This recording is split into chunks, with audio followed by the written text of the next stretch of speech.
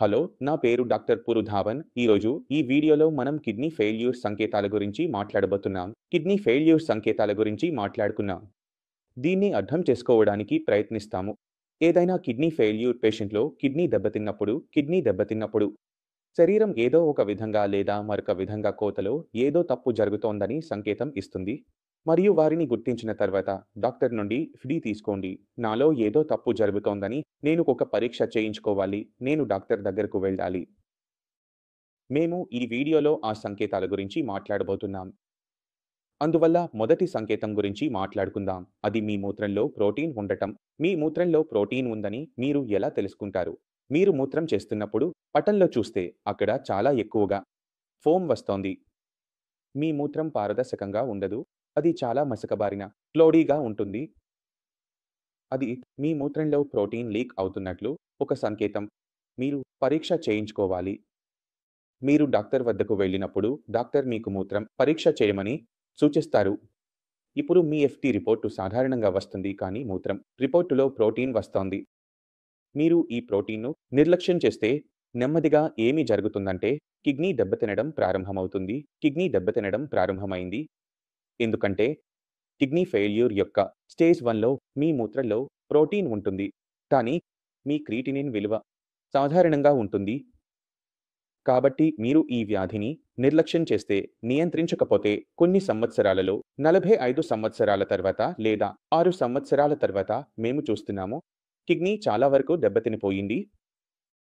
కాబట్టి మీ మూత్రంలో ప్రోటీన్ ఉందని మీకు తెలిసిన వెంటనే మీరు దాన్ని పరిష్కరించాలి.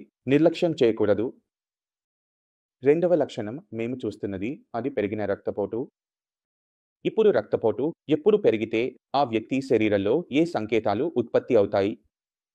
మొదట ఉత్పత్తి చేయబడినది కార్డిక్.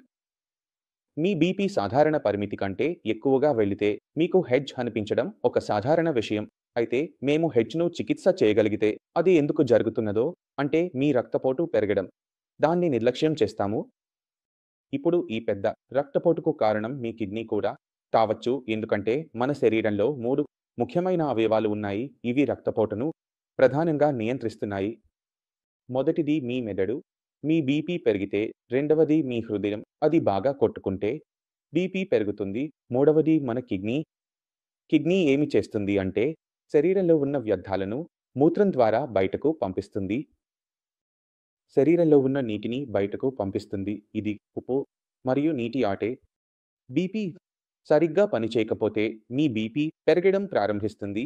మీ బీపీ పెరుగుతున్నప్పుడు అది ఏ అవయవం కారణంగా పెరుగుతున్నదో తెలుసుకోవాలి.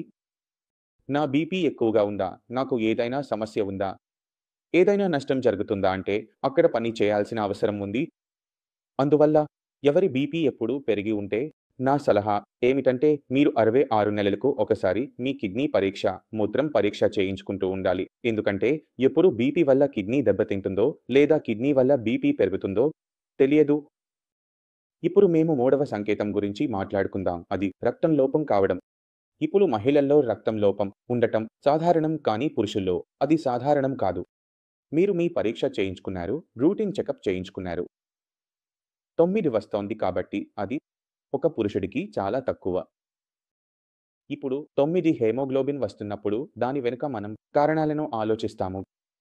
రక్తం తక్కువగా ఉంటే అది రోజువారీ లోపం కావచ్చు, ప్రోటీన్ లోపం కావచ్చు, లేదా నా ఆహారంలో కొంత లోపం ఉండవచ్చు. అందువల్ల రక్తం తయారవ్వడం లేదు. మేము ఎక్కడో ఈ సంకేతాన్ని నిర్లక్ష్యం చేస్తాము.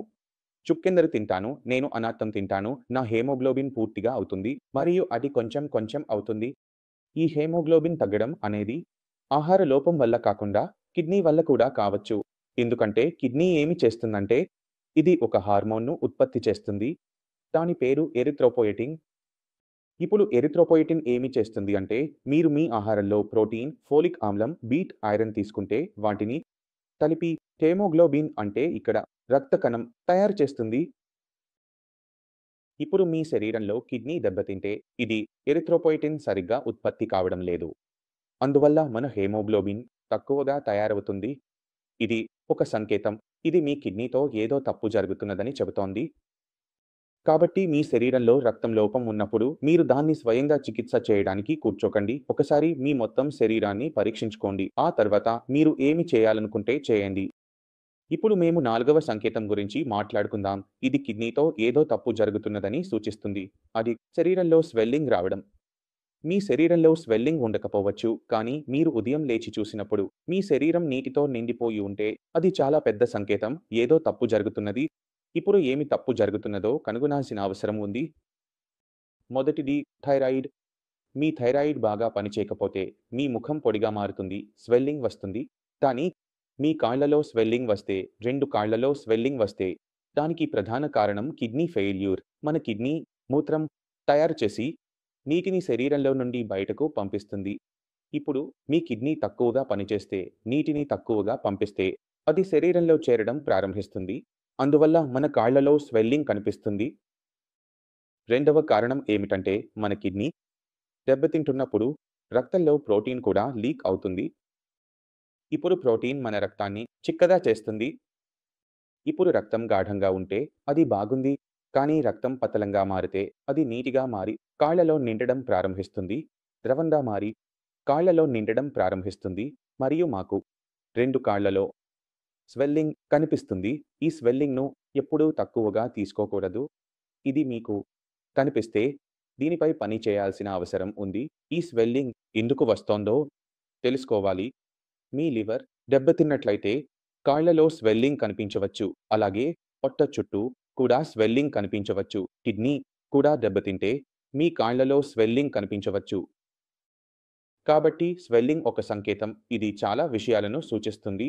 కిడ్నీ, లివర్ లేదా మరేదైనా సమస్య ఉందా అని తెలుసుకోవడానికి పరిశీలించాల్సిన అవసరం ఉంది. ఇప్పుడు మేము సింప్టమ్ గురించి మాట్లాడుకుందాం. అది అలసట. మీరు 10 మెట్లు ఎక్కితే మీకు శ్వాస తీసుకోవడం కష్టంగా అవుతుంది. ఇది అందరికీ జరగదు, కానీ మీ శరీరం లోపల బలహీనంగా మారితే, శక్తి తగ్గితే, అలసట ఎక్కువగా ఉంటే అది జరుగుతుంది. కిడ్నీ దెబ్బతినడం ప్రారంభించినప్పుడు అది మిగతా అవయవాలపై కూడా ప్రభావం చూపడం ప్రారంభిస్తుంది. మీ సాధారణ కార్యకలాపాలు అంటే 10 నుంచి 20 వరకు మెట్లు ఎక్కడం, పరుగెత్తడం ఇవన్నీ శరీరానికి కష్టంగా మారడం ప్రారంభిస్తుంది. అందువల్ల మీకు శ్వాస తీసుకోవడంలో కష్టాలు వస్తాయి. నేను 10 మెట్లు ఎక్కాను, కానీ నా శ్వాస తేలిపోయింది, కూర్చోవాలి అనిపిస్తోంది. ఈ అలసటను మల్టీ విటమిన్లతో దాచకండి. మీ శరీరం చాలా ఎక్కువగా అలసిపోతున్నప్పుడు మీరు ఒకసారి పూర్తి శరీర పరీక్ష చేయించుకోవాలి. అలసటకు కారణం ఏమిటో తెలుసుకోవడానికి. ఫైర్ అనేది కారణం కాదు. హెమోగ్లోబిన్ సమస్య ఉంది. లివర్‌లో ఏదైనా ఇష్యూ ఉందా? కిడ్నీ సరిగ్గా పనిచేస్తున్నదా లేదా పనిచేయడం లేదు? మీరు ఈ చిన్న చిన్న సంకేతాలపై సరైన చర్య తీసుకుంటే మీరు మీ కిడ్నీ దెబ్బతినకుండా ముందే ఆపవచ్చు. ఎందుకంటే నేను మీకు చెప్పిన ఈ సంకేతాలు చాలా సాధారణంగా ఉంటాయి. ప్రతి 2వ వ్యక్తిలో కూడా ఇవి కనిపిస్తాయి. రోగాలు ఆ సంకేతాలను నిర్లక్ష్యం చేసే వారిలో పెరుగుతాయి. కాబట్టి మీ శరీరం ఏదైనా పెద్ద వ్యాధికి సంబంధించిన చిన్న చిన్న సంకేతాలను ప్రారంభంలోనే ఇస్తుందని మీరు అర్థం చేసుకోవాలి. ఆ చిన్న చిన్న సంకేతాలను మీరు తీసుకోవాలి. మీరు వాటిపై పని చేయాలి. మీరు స్వయంగా చేయవచ్చు, కానీ అవి చేయలేరు. డాక్టర్ సహాయం తీసుకోండి, కానీ వ్యాధిని పట్టించుకోండి. నేను ఆశిస్తున్నాను ఈ వీడియో ద్వారా మీరు శరీరం సంకేతాలు అర్థం చేసుకున్నారని. కిడ్నీ దెబ్బతినడం గురించి సూచిస్తున్నాయి. అయినా మీ మనసులో ఏదైనా డాక్టర్‌ను అడగాలనుకుంటే చాలా తక్కువగా ఉంది. డాక్టర్ల పూర్తి టీమ్‌తో మాట్లాడవచ్చు. ఇది తోడుగా మీరు కూడా నడవడానికి అనుమతి కోరుతున్నాను. మళ్ళీ కలుద్దాం వీడియోలో. అప్పటి వరకు నమస్కారం.